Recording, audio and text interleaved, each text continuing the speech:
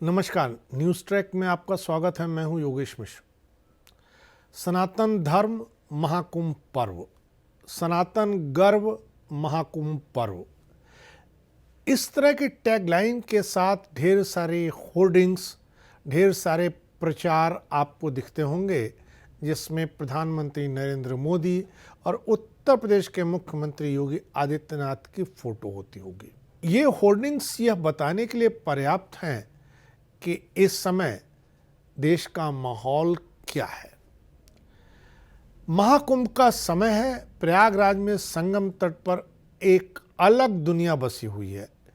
इस दुनिया में धर्म, आस्था, आध्यात्म, संस्कृति, अनुष्ठान, संस्कार, नदियां, मिथ, दंत कथाएं, इतिहास की अनवरत यात्राएं और पड़ाव की अनगिनत कहानियां हैं जो श्रद्धा व विश्वास जगाती हैं, कौतूहल जनती हैं, ज्ञान, भक्ति, कर्म तथा सत्य चित्त आनंद, इन सब का संगम गढ़ती हैं, इन सब का संगम बनाती हैं। कुंभ के इस अवसर पर दुनिया भर के अलग अलग इलाकों से आकर लोग एकत्रित हुए हैं। हर आदमी कुछ न कुछ ढूंढ रहा है। किसी को आध्यात्म की चाहत है, कोई धर्म में सरोबार हो जाना चाहता है, कोई इस बात की कोशिश में है कि शांति उसके हाथ लग जाए। दुनिया भर से लोग किसी न किसी तलाश में यहाँ एकत्रित हुए हैं।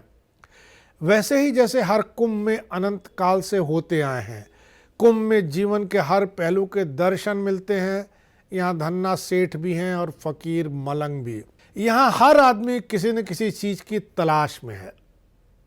हर आदमी चाहता है कि उसके हाथ कुछ न कुछ लग जाए।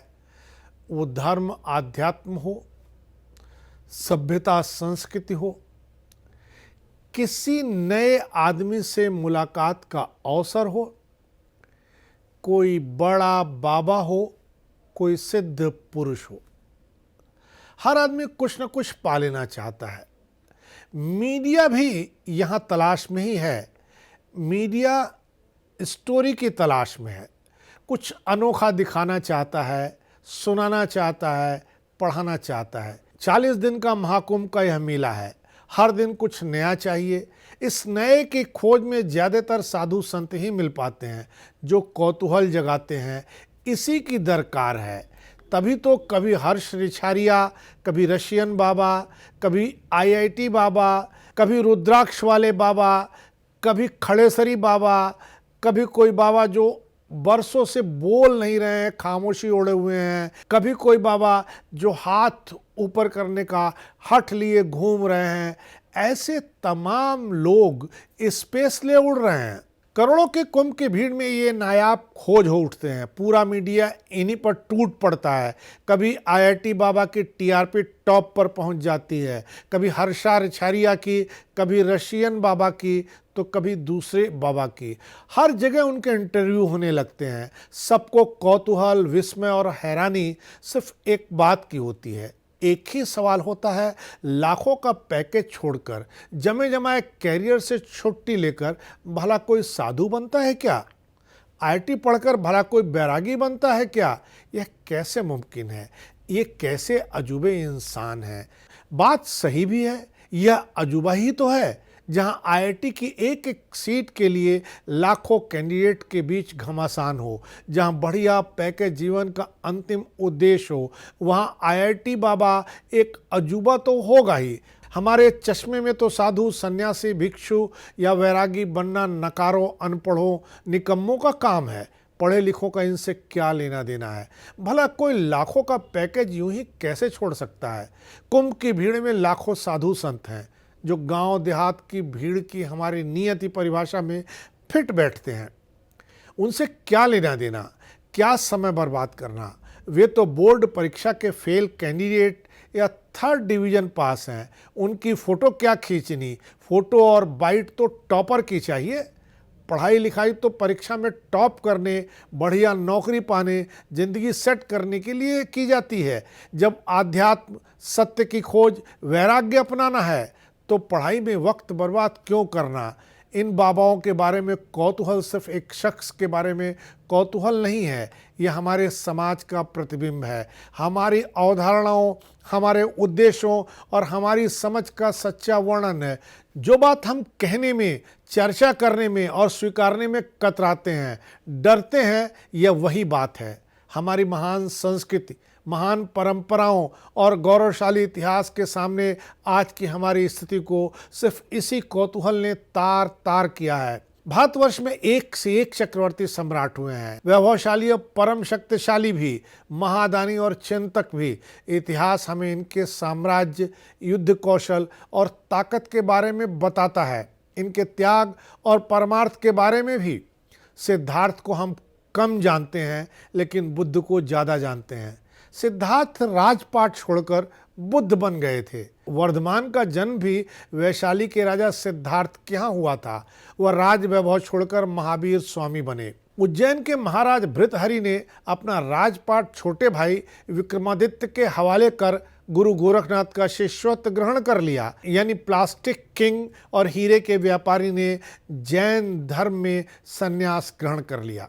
चंद्रगुप्त मौर्य, सम्राट अशोक इत्यादि अनेक राजाओं, सम्राटों, राजकुमारों की स्मृति उनके युद्धों और साम्राज्य से ज़्यादा उनके साधु, वैरागी, मुनि बन जाने की है। याद इस बात की है कि किस तरह इन्होंने सिंहासन त्याग कर संन्यास ले लिया, किस तरह राजा साधु बन गए, भिक्षाटन करने लगे। उनके बारे में अब वो कौतूहल नहीं जगता जो IIT बाबा जगाता है, क्योंकि आज वैराग्य की कीमत नहीं, पैकेज की कीमत है। हमने वैरागी कथावाचक नहीं देखे, जो देखे सब ऐशो आराम वाले, गरीबों के सानिध्य वाले।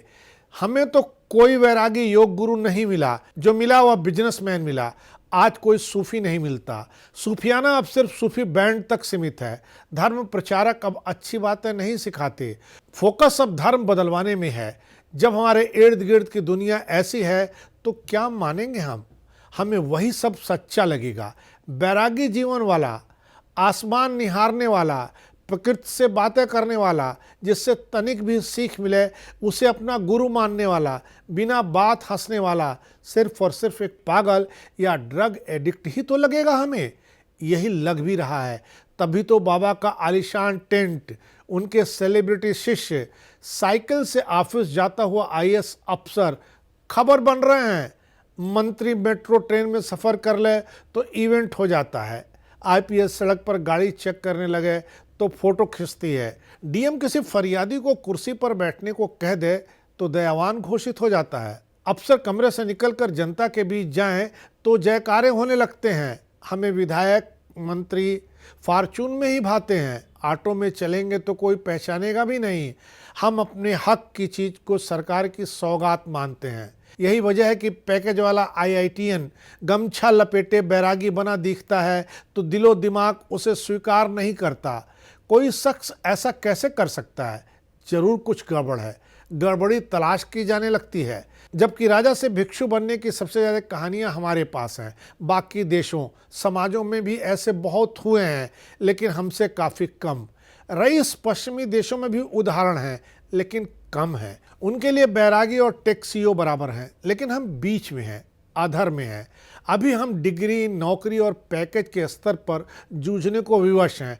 चाहकर भी बैराग नहीं ले सकते। मन होते हुए भी जंगल, पहाड़, नदी, समुद्र किनारे, प्रकृति से बात नहीं कर सकते, क्योंकि हमारी विवशता परीक्षा में टॉप करने, सरकारी नौकरी पाने की, विदेश जाकर सेटल हो जाने की है। हम खुद अपने लिए और अपने परिवार के लिए आध्यात्म और बैराग एफोर्ड नहीं कर सकते। तभी तो हमें बैरागी, साधु, संत उसी वर्ग के लोग चाहिए जो मुफ्त सरकारी राशन पर पलने को मजबूर होते हैं। IITian वहाँ मिसफिट हैं। सिर्फ वो ही क्यों, समाज के बहाव से विपरीत न सिर्फ चलने बल्कि सोच मात्र रखने वाले बहुत से लोग मिसफिट हैं। क्या सही है और क्या गलत बता सकना असंभव सा है, क्योंकि तर्क सभी के हैं और सबके अपने अपने तर्क मजबूत हैं। लेकिन इतना ज़रूर है कि 144 साल बाद पड़े इस बार के महाकुंभ से इस विचार का अमृत मंथन अवश्य करिएगा, क्योंकि यह शैव, शाक्त व वैष्णव संप्रदायों का मिलन है। मंत्र, यंत्र व तंत्र का उद्गम स्थल है। कला, साहित्य और संस्कृत के अभ्युदय का सूत्रधार है। यहाँ धर्म की सिद्धि होती है, अर्थ की पुष्टि होती है, काम को संतुष्टि मिलती है, भव्यता, दिव्यता और नवीनता तीनों की त्रिवेणी दिखेगी।